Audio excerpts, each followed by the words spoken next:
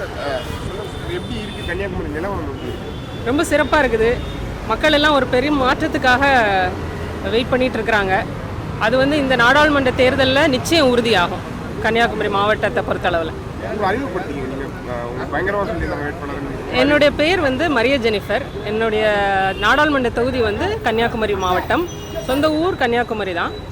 படித்து வளர்ந்தது எல்லாமே அங்கே. Engineering and MBA முடிச்சிருக்கிறேன். இப்போ வந்து மக்கள் பணியாற்ற களத்தில் மக்களோடு மக்களாக நின்று நம்ம இந்த அரசியல் களத்தை எதிர்கொள்கிறோம். வெளிநாட்டில் வேலையை விட்டுட்டு வந்திருக்கீங்க அப்படின்ற மாதிரி சொன்னாங்க. அப்படி அரசியல் பண்ணுற என்ன காரணம்? மக்களுடைய நிலைமை தான். ஏன்னா நம்ம கன்னியாகுமரி மாவட்டம் வந்து மற்ற மாவட்டங்களில் இல்லாத அளவுக்கு வந்து ஒரு high literacy rate, per capita income உள்ள ஒரு மாவட்டம். அப்போது இப்படியே இந்த மாவட்டம் வந்து இனி ஒரு வளர்ச்சி பாதையை நோக்கி போகலை அப்படின்னா ஒரு தேக்க நிலையை சந்திச்சிரும்.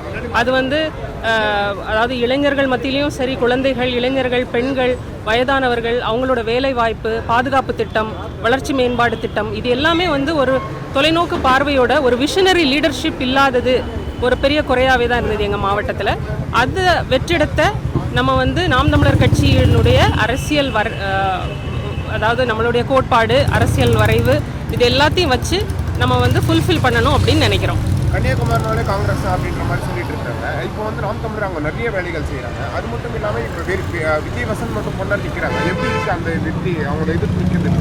அதாவது நீங்கள் சொல்கிற மாதிரி கன்னியாகுமரின்னா காங்கிரஸ் அப்படிங்கிறது கிடையாது. அதாவது மத அரசியல் பண்ணுற இடம் அப்படின்னு வந்து மக்களை வந்து நம்ப வைக்கிறாங்க. அதனால தான் வந்து கன்னியாகுமரினா காங்கிரஸ் அப்படிங்கிற ஒரு ஃபீட்பேக் வந்து எப்போவுமே மக்கள் மனசில் இருக்குது. எங்கள் மாவட்டத்தை பொறுத்தளவில் வந்து மத சார்பற்ற, சாதிகளை களைந்த, ஒரு வேற்றுமையில் ஒற்றுமையோடு இருக்கிற ஒரு மாவட்டம். நான் சொன்ன மாதிரி கோயில்களுக்கு வந்து கிறிஸ்தவ சமுதாயத்திலேருந்து போவாங்க. அதாவது பள்ளியாடிங்கிற ஒரு இடத்துல வந்து 3 மதத்தினரும் சேர்ந்து கலந்துக்கிற விழாக்கள், குடும்ப விழாக்கள் எல்லாமே இருக்குது. இப்படி ஒரு சூழலில் மத அரசியலை பண்ண வர்ற இடத்துல தான் இந்த மாதிரியான பிரிவினைகள் வந்து வருது. அப்போ நம்ம அதை எல்லாத்தையும் எடுக்காமல் மக்களுடைய வளர்ச்சி, அவங்களுடைய பாதுகாப்பு, அதுக்கான தற்சார்பு பொருளாதாரம், மேம்பாட்டு திட்டங்கள் என்ன, ஸோ இதை ரொம்ப அப்ஜெக்டிவாக நம்ம எடுத்துகிட்டு போகிறோம். இது மக்கள் வந்து பெருவாரியாக விரும்புகிறாங்க. அதை நம்ம எப்படி செயல்படுத்துவோம் அப்படிங்கிறத கேட்குறதுலையும் ரொம்ப ஆர்வமாக இருக்கிறாங்க.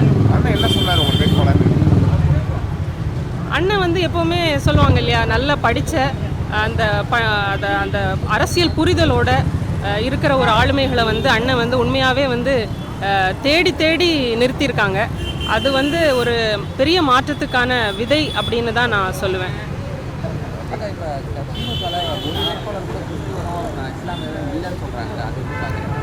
ஒரு வேட்பாளர் பட்டியல் 21 பேர் எடுத்துருக்காங்க. அது ஒரு இஸ்லாமியர் பெண்களே 3 பேர் தான். அது இஸ்லாமிய பெண்கள் இல்லை, இஸ்லாமிய ஆண்கள் இல்லை, கிறிஸ்தவ பெண்கள் இல்லை, ஆண்கள் இல்லை. அப்போ உங்களுக்கு தெரியுதில்ல அவங்க எதை நோக்கி அரசியல் நகர்வுகளை வந்து அவங்க நகர்த்துறாங்க அப்படின்னு. இது யாருக்கான அரசியல் அப்படிங்கிறது மனிதர்கள், நம்ம கன்னியாகுமரி மாவட்டத்தின் மக்கள் தான் புரிஞ்சுக்கணும். சின்னம் அப்படின்றது இல்லை, மக்கள்கிட்ட போய் எப்படி ஓட்டு கேட்குறீங்க சின்னமே இல்லாமல்? அதுவே எங்களுக்கு ஒரு பெரிய விளம்பரம் தான்.